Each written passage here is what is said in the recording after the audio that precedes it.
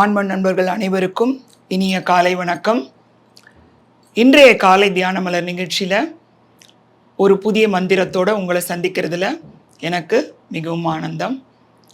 தினம் ஒரு மந்திரம் நிகழ்ச்சியில் ஒவ்வொரு மந்திரமும் அன்னைக்கு சும்மா அதை ஒரு விஷயத்தை கேட்டுட்டு போனோம் அப்படின்னு இல்லாமல் அந்த விஷயத்தை எவ்வளோ தூரம் நம்மளால் உள்வாங்க முடியுது, அதை எவ்வளோ தூரம் நடைமுறைப்படுத்தவும் முடியுது அப்படிங்கிறத நம்மளை ஒரு செல்ஃப் செக் மாதிரி பண்ணிக்கிறது ரொம்ப நல்லது. காலையில் நம்ம கேட்குற அதாவது விஷயங்கள் எல்லாமே எளிதாக மனசில் பதியும். சின்ன பசங்களை கூட நம்ம சொல்கிறோம் இல்லையா, காலையில் எந்திரிச்சு படிங்க நல்லா பதியும் அப்படின்ட்டு. அதனால தான் இந்த காலை தியான மலரில் இந்த மந்திரம்ன்ற நிகழ்ச்சியை கொண்டு வந்திருக்கோம். இதில் நம்ம ஒவ்வொருத்தரும் காலையில் கேட்குற அந்த மந்திரத்தை அந்த நாள் முழுவதும் நம்மளால் எவ்வளோ தூரம் நடைமுறைப்படுத்த முடியுது அப்படிங்கிறதையும் நம்ம செக் பண்ணிக்கலாம்னு நினைக்கிறேன் மாஸ்டர்ஸ். இன்னைக்கான மந்திரம் நிறைய அந்த வார்த்தையை கேள்விப்பட்ட ஒரு மந்திரம் தான் அன்பே சிவம். கேட்கும் போதே நமக்கு ரொம்ப அருமையாக இருக்கு இல்லையா? அது கூட பாருங்க, நம்ம இது 3000 வருஷம்ன்றாங்க, எந்த வருஷம்னு இன்னும் கூட கணிக்க முடியல எந்த நூற்றாண்டுன்னு. அப்பவும் இருக்கிற சத்தியமும் இப்போ இருக்கிற சத்தியமும் என்றும் மாறாதது தான். இந்த பாடலை முதல்ல பார்ப்போம். அன்பும் சிவமும் ரெண்டென்பர் அறிவிலார், அன்பும் சிவமாவது ஆரும் அறிகிலார், அன்பும் சிவமாவது ஆரும் அறிந்த பின் அன்பும் சிவமாவது அமர்ந்திருந்தாரே. ஃபர்ஸ்ட் லைனே ரொம்ப அழகா இருக்கு. இது கொஞ்சம் எளிதான பாடல் தான். அன்பும் சிவமும் ரெண்டென்பார் அறிவிலார். நம்ம ஹரியும் சிவனுமே சொல்லுவாங்க. ஹரியும் சிவனும் ரெண்டுன்னு சொன்னா அறியாதவன் வாயில மண்ணு அப்படிம்பாங்க. அதாவது ஹரியும் சிவனும் ஒன்று தான், அறியாதவன் வாயில மண்ணு தான் அப்படின்னு ஒரு சின்ன வயசுல பாடல்களை கேட்டிருப்போம். ரெண்டு கடவுள்னு ஒன்றுமே இல்லை, கடவுளே ஒன்று தான் அப்படின்னு சொல்லும்போது கடவுளோட இயல்பு என்ன? கடவுளோட இயல்பு அன்பு மாத்திரமே. அன்புன்றது நம்ம இப்போ வாழ்க்கையில், பௌதிக வாழ்க்கையில் நம்ம நினைக்கிற அன்பாக இருக்க முடியாது. அது அன்புன்றது ஒரு கருணை மயமானதுன்னு எடுத்துக்கலாம்.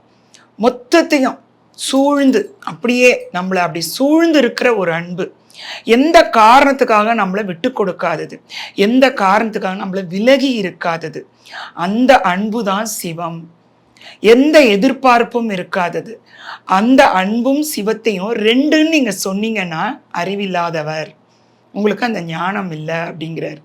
அதை பிரிக்கவே முடியாது. சிவம்னு அவர் சொல்றதே அந்த இறைத்தன்மையை தான். அந்த இறைத்தன்மையும் அன்பையும் நம்மளால பிரிக்க முடியுமா? அது ரெண்டையும் பிரிக்கவே முடியாது. அதை துவைதமா நீங்க ரெண்டா பார்த்தீங்கனாலே நீங்க அறிவில்லாதவர். அன்பும் சிவமாவது ஆரும் அறியிலார். எப்ப அறியாம போவோம்? நமக்குரிய விழிப்புணர்வு இல்லைன்னா நம்ம எல்லாமே ரெண்டா தான் பார்க்குறோம். நம்மளே நம்ம ரெண்டா தான் பார்க்குறோம். நான் கடவுள்னா நான் வேற, கடவுள் வேறன்னு தான் நம்மளால பார்க்க முடியுது. அந்த ரெண்டையும் ரெண்டா பார்க்குறவங்க அறிகிலார். இன்னும் அறிவில்லாதவர்னு சொல்லலை, அறிய முடியாதவர்கள்னு சொல்றாரு. அவங்க இன்னும் அறிய தெரியல, அதாவது அந்த விஸ்டம் கிடைக்கல.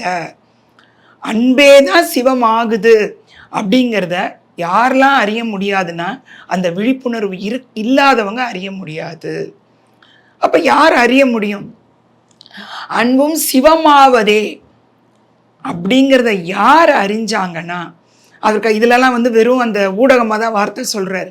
யார் அறிவாங்கன்னு கேட்குறாரு, அறியலைன்னு சொல்றாரு. யார் அறிவாங்க அப்படின்னா அந்த விழிப்புணர்வு உள்ளவங்க.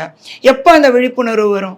நமக்கு தெரியும், தியானம் மட்டும்தான், வேற வழியே இல்லை. எங்கெங்க சுத்தினாலும் அங்கே தான் வரனா. சக்கரத்துக்கு மையம் ஒன்று தானே. எத்தனையோ அது பெரிய சக்கரமா இருக்கலாம், சின்ன சக்கரமா இருக்கலாம், எத்தனையோ ஆரங்கள் கூட இருக்கலாம், பிரிவுகள் கூட இருக்கலாம், ஆனால் மையம் ஒன்று தான்.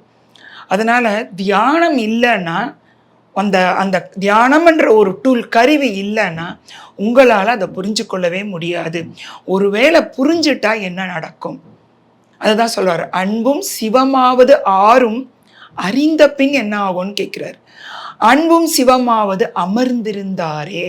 அப்பதான் உங்களுக்கு தெரியுமா, நானே அந்த சிவன், நானே அந்த கடவுள் அப்படின்னு அமர்ந்திருப்பாருன்ட்டார்.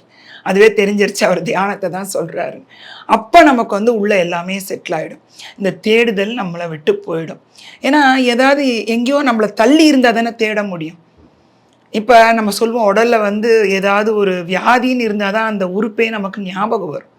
கையோ காலோ ஒரு வியாதி இல்லைன்னு வச்சுக்கோங்களேன், அங்கே இருக்குன்றதே நமக்கு ஞாபகம் இருக்காது. நம்ம இயல்பாக இருப்போம். ஒரு அடி பட்டுருச்சுன்னா அந்த இடம் உடனே நமக்கு ஞாபகம் வருது. அப்பதான் நம்ம அதை ரெண்டா பார்க்குறோம். அது வரைக்கும் நம்மளோட அது உடலுன்னும் போது நம்ம அதை வந்து ரொம்ப இயல்பா கேரி பண்ணிட்டு இருக்கோம். இந்த அன்பும் சிவமாகுதுன்னா நம்மளே அது சிவம்னு அறிஞ்ச பிறகு அந்த இருமைத்தன்மை நம்மள இருந்து மறைஞ்சு போயிடும். அப்ப நம்ம வந்து அமர்ந்திருப்போம். அந்த சும்மா இருத்தல் அப்பதான் வரும்.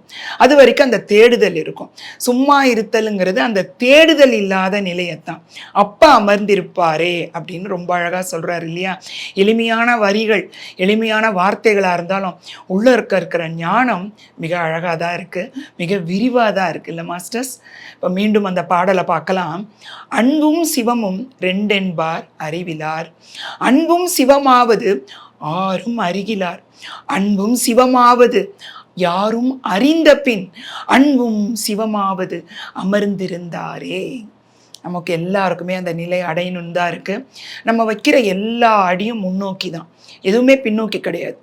கார் வேணால் ரிவர்ஸ் போகலாம், நம்ம ரிவர்ஸ் போகிறதுக்கு வாய்ப்பே இல்லை. அதனால் எந்த ஒரு பரபரப்பும் எந்த ஒரு ஏக்கமும் கூட இல்லாமல் அந்த பிரயாணத்தை ஆன்மீக வழியில் அழகாக நடந்து போகலாம். அந்த நிலையை நம்ம எளிதாக அடைவோம் அப்படிங்கிறதான் எனக்கு இந்த பாடல் கூறிய கருத்தாக இருந்தது. இதை உங்கள் கூட பகிர்ந்து கொள்ள வாய்ப்பளித்த பிஎம்சி சேனலுக்கு நன்றி மாஸ்டர்ஸ்.